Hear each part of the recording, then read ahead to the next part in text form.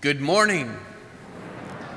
This is the second week of our series about the importance of perseverance in our faith, in our relationship with Christ and with His church. In this season, our faith is being tested. We might not like that, but testing is actually a sign of God's love for us. Our faith grows in the same way that our muscles grow, through testing and trials. God tests us because without tests and trials, we won't mature in faith. We won't grow deeper in our relationship with Him. And that testing prepares us for future blessings that you could not fully enjoy unless you persevere in your connection to Christ and His church. In this series, we're looking at how to persevere in faith. There are 4 key factors that will help us to persevere in our faith. And today we're going to tackle the first one, support. All of us have probably had an experience that we were glad that we persevered through that experience. That spirit of perseverance also helps us to persevere in our faith.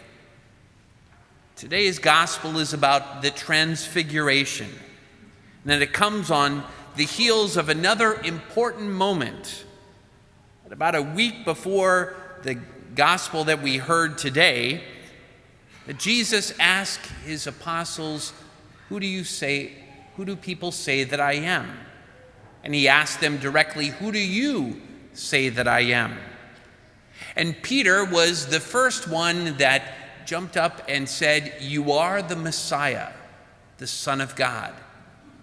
That it was this great confession or profession of faith on Peter's part that Jesus changed his name to Peter and said, on this rock I will build my church. That Peter's profession of faith really was a turning point in his life. Jesus affirmed him for this and tells him that he got it right, that this was faith that moved him to that profession of faith. Then Jesus describes right after that what must happen to him as the Messiah. This description is very different from what Peter imagined his role as Messiah would be. As Messiah, Jesus will be handed over to the Roman authorities by the Jewish leaders, will be beaten and nailed to a cross. He will suffer and die. This was very different from what the Jewish idea of the Messiah would be about. They understood that the Messiah would be a victorious political and military figure who would destroy the enemies of the Jewish people.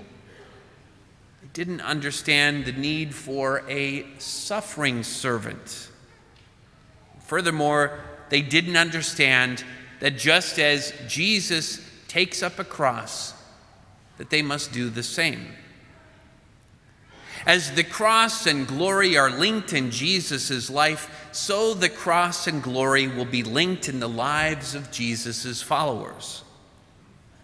Jesus is victorious over sin and death by His death on the cross. But the apostles didn't understand that that had to happen. They naturally saw the cross as an utter failure, because what else could it be? Thus, the transfiguration. Jesus shows Himself in glory so that they will endure in their faith. Jesus took Peter, James, and John and led them up a high mountain apart from themselves. Jesus formed a community of 12 apostles, but Peter, James, and John formed His inner circle. Jesus had a special relationship with them. They knew Him better than anyone else. And few key instances, Jesus allowed them to see what others were not shown: the intensity of his emotions, the effectiveness of his touch, the power of his prayer. Here in this instance, he shows the glory that he kept hidden from the rest of the world. And he was transfigured before them, and his clothes became dazzling white. Jesus allows his three close friends to see his divinity. The white clothes are a symbol of God's holiness and power. They also foreshadow his resurrection from the dead. Peter uses the word majesty later when he writes his second letter. We had been eyewitnesses to his majesty. In that moment, the majesty of Jesus was shown to the apostles. They needed to see Jesus' hidden glory because very soon they were going to be witnesses to his public shame. They would see Jesus arrested and know of his public humiliation on the cross. To all appearances, he would seem like a failure. But here Jesus allows them to see the truth of his very being. Then Moses and Elijah appeared, and they were conversing with Jesus. It's a big moment as Jesus speaks with two of the towering figures of the Old Testament alive from the dead. Then the moment gets even bigger. A cloud came casting a shadow over them, and from the cloud came a voice, "This is my beloved Son. Listen to him." Suddenly, looking around, they no longer saw anyone but Jesus. It's the voice of God the Father speaking. Mark doesn't tell us what the voice sounded like. That's left to the imagination. But his message is clear. This is my beloved Son. Listen to him. In other words, Moses and Elijah, as great as they are only attendants to the glory of Jesus. So it gives us courage to follow Jesus, even though he's going to be arrested and dragged through the city in chains, humiliated in front of everyone. It gives them courage because he's going to be hauled before a court of law and condemned like a common criminal. He's going to be beaten and bloodied and mocked and insulted. He's going to be crucified and die on the cross. Listen to him, even when it looks like it's not worth it. Listen to him, even when it appears to be a losing proposition.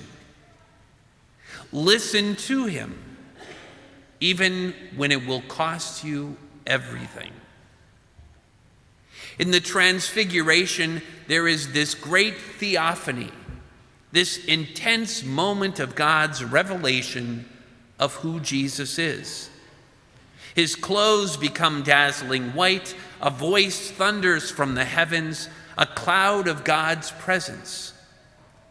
There's a fleeting glimpse into the glory of God, and then it's gone.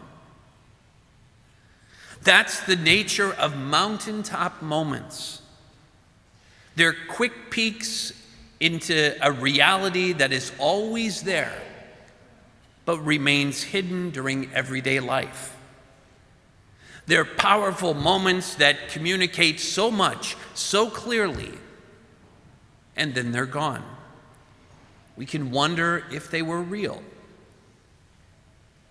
3 of the Gospels, Matthew, Mark, and Luke, all describe this episode in Jesus' life. And of the 3, Mark gives emphasis that the event is for the benefit of Peter, James, and John.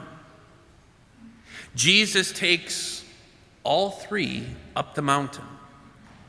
He's transfigured before them. Elijah and Moses appear before them.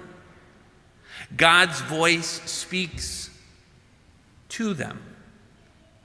The them is emphasized in Mark's account. This is probably because Mark learned about this event from Peter himself, who passed it on to him firsthand. Jesus arranges this event to strengthen them in their faith so that they could support each other. The point is to persevere in your faith, especially through trials and troubles. You need the support of friends in faith. Friends who can stand with you, who can walk with you and remind you of God's faithfulness when life is challenging. We all need friends in faith. A great way to make friends in faith is to be involved and serve in a ministry. By joining and serving in a ministry, we can grow and develop friendships that come from serving together. These are ways to create community and to grow deeper in our relationship of faith. We think of perseverance as an internal virtue, and it is. But often we keep going because we know that we're not alone. There are other people who walk with us, who support us, and sometimes even carry us when we're being tested. Friends in faith are indeed gifts from God. Gifts who support us to persevere and grow in our faith.